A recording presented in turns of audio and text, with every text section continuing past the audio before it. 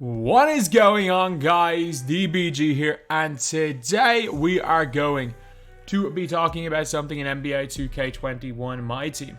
We are going to be talking about the Hall of Fame badges and the token market when it's slightly updated. So, we have Hall of Fame clutch here. That's a great badge to have. Like, that is a great badge to have. To be completely honest, that is a badge that I'm very happy to have got. Oh, sweet, we have an Ascension board.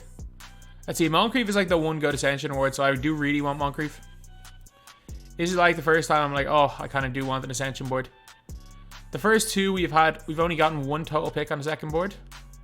There we go, at least we have 4 on this one. But yeah, so I have 141k XP to go. And I have got 5 days to do it. I promise you guys I get it within a week. And if I'm a day late, I'm not going to really be too bothered. But like if I don't get it by the end of the weekend, I'll make up for it somehow. Oh my god. You are kidding me. So we get the top board 4 picks and 2 of them are fells. That's the Ascension look of me right here. Alright, so let's have a look at the rewards. And the token market is opened. So, quick first step. 150 for quick first step. Oi, 2K. That's so expensive. Is that all they brought in? Intimidator, quick first step, and hot zone hunter? I mean, Intimidator's pointless. Just give it to someone on gold. Like, gold to HOF Intimidator, especially if you're on next gen, makes almost zero difference. It makes almost zero difference. I wish they brought in a new player, though. Like, why couldn't we have seen, like, more of these type of packs? Why did we just see 3 badges that we don't really care about? And no cheap ones either. So, like, Intimidator is not as important to badges range. I'm just going to say that right now. Intimidator is not as important to badges range. Hot Zone Hunter is a half decent badge. Like, Hot Zone Hunter, if we look at a bunch of cards, there are a lot of cards that are lacking the Hot Zone Hunter badge.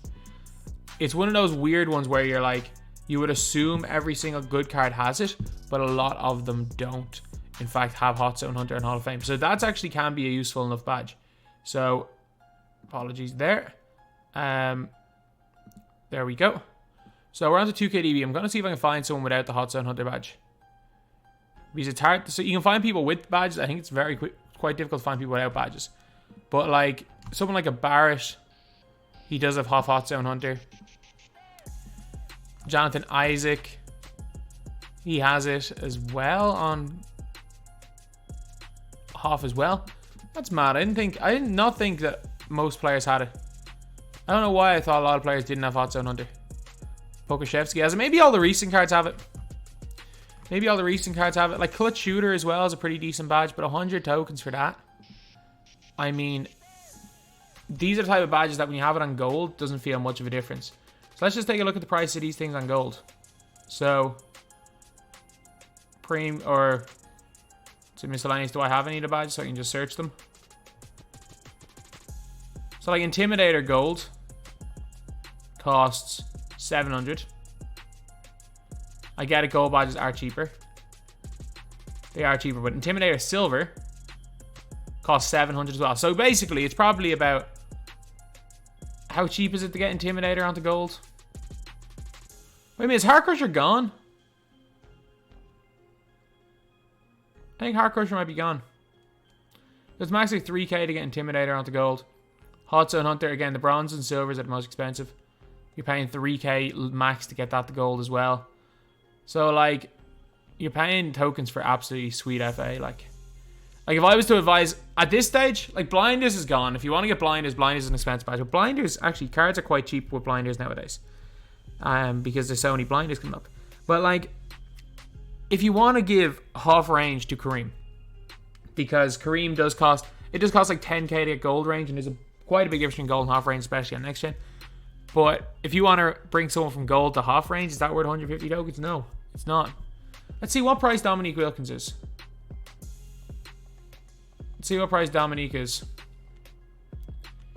I just want to check how just the prices of this situation.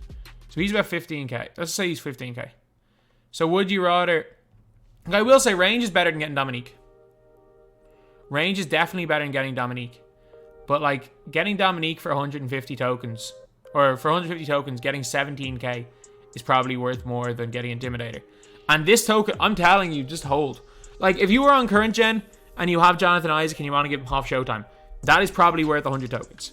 If you had the blinders, if you had 1,000 tokens and you wanted to put blinders on a card with Hall of Fame blinders, I'm telling you, that's pretty good. Again, Hall of Fame blinders on a card because a lot of cards don't have it. That's good. Range extender. There are very few cards. Very few cards come out nowadays without HOF range.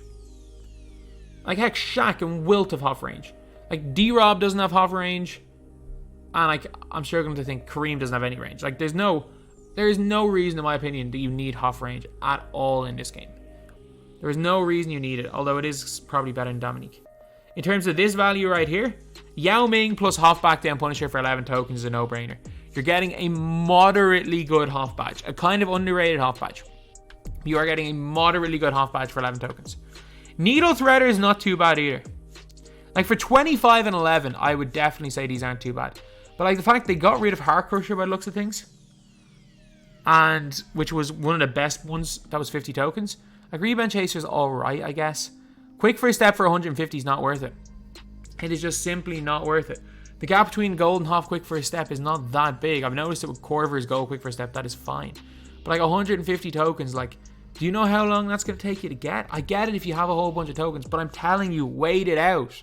Wait it out. There are going to be good cards in the token market. You are just spending your tokens on stuff, whether it's this season or next season.